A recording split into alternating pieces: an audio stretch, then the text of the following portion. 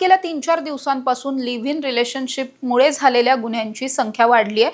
3-4 गुन्हे या 3-4 दिवसांमध्ये रजिस्टर झालेत। अशाच पद्धतीचा एक गुन्हा वाघोलीमधून समोर आलेला आहे। वाघोलीमध्ये लिव्ह इन रिलेशनशिपमध्ये असलेल्या कपलमधील तरुणानं तरुणीचा खून केल्याचं उघडकीस आलंय। विशेष म्हणजे खून करून तो मृतदेह घरातच ठेवून पसार झालेला होता। 3-4 दिवस हा मृतदेह अक्षरशः घरात राहून कुजला, त्यानंतर दुर्गंधी येऊ लागली आणि त्यानंतर हे संपूर्ण प्रकरण उघडकीस आलेलं आहे। संपूर्ण प्रकरण जाणून घेणार आहोत। नमस्कार, मी समृद्धी आणि तुम्ही पाहताय टॉप न्यूज मराठी। रिहाना खातून असं या प्रकरणामध्ये खून झालेल्या तरुणीचं नाव आहे। 26 वर्षीय रिहाना ही मूळची पश्चिम बंगाल मधली होती। गेल्या काही वर्षांपासून ती पुण्यामध्ये राहत होती, वास्तव्याला होती। त्याचबरोबर तिचा जो लिव्ह इन पार्टनर आहे, जो या प्रकरणामधला संशयित आरोपी आहे, त्याचं नाव रवी वैराळ असं आहे। रवी हा मूळचा परभणीचा आहे। तर जसं मी सांगितलं, रिहाना ही पश्चिम बंगालची होती। या दोघांचं सुद्धा एकमेकांवरती प्रेम होतं। गेल्या 1.5 वर्षांपासून हे दोघे सुद्धा लिव्ह इन रिलेशनशिपमध्ये राहत होते। सुरुवातीला ते चरोली भागामध्ये राहत होते, मात्र गेल्या महिनाभरापूर्वीच ते वाघोलीमध्ये शिफ्ट झालेले होते। वाघोलीमध्ये राहत असताना या दोघांमध्ये काही घडतंय किंवा काही वाद वगैरे होतात असं कधी आजूबाजूच्या लोकांना फारसं वाटलेलं नव्हतं। मात्र गेल्या 3-4 दिवसांपासून ते ज्या फ्लॅटमध्ये राहत होते तो फ्लॅट बंद होता आणि 3-4 दिवसांच्या नंतर या फ्लॅटमधून प्रचंड दुर्गंधी येऊ लागली। त्यामुळेच कुठेतरी आजूबाजूच्या लोकांना संशय निर्माण झाला। त्यांनी याविषयी लगेचच वाघोली पोलिसांना कळवलं।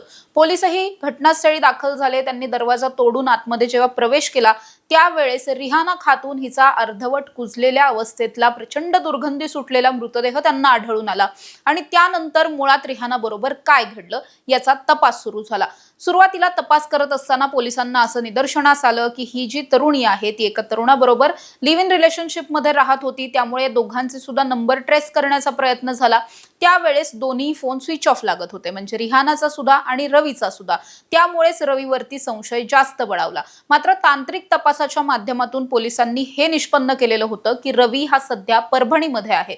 त्यामुळे पुणे पोलिसांचं एक पथक परभणीमध्ये दाखल झालं। त्यांनी रवीला ताब्यात घेतलं, त्याची कसून चौकशी केली आणि पोलिसी खाक्या दाखवताच रवीनं त्याचा गुन्हा कबूलही केला। रवीनं सांगितलं की गेल्या 4-5 दिवसांपासून आमच्यामध्ये प्रचंड वाद होत होते। मला रिहानाच्या चारित्र्यावरती संशय होता आणि याच गोष्टीवरून आमच्यामध्ये सततचे वाद व्हायचे।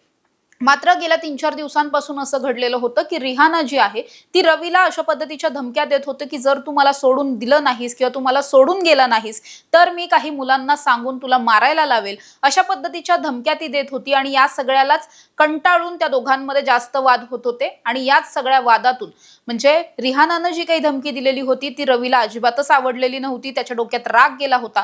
याच रागात त्यानं गळा दाबून रिहानाचा खून केला आणि त्यानंतर हा मृतदेह त्याच फ्लॅटमध्ये बंद करून तो थेटपणे गावी निघून गेला। मात्र अर्थात वाघोली पोलिसांच्या या सगळ्या तपासाच्या नंतर अवघ्या 2 ते 3 दिवसांमध्ये आरोपीला पकडण्यात आता पुणे पोलिसांना यश आलंय। अशा ताज्या आणि महत्त्वाच्या बातम्यांसाठी तुम्ही पाहत राहा टॉप न्यूज मराठी। आपला महाराष्ट्र, आपली बातमी।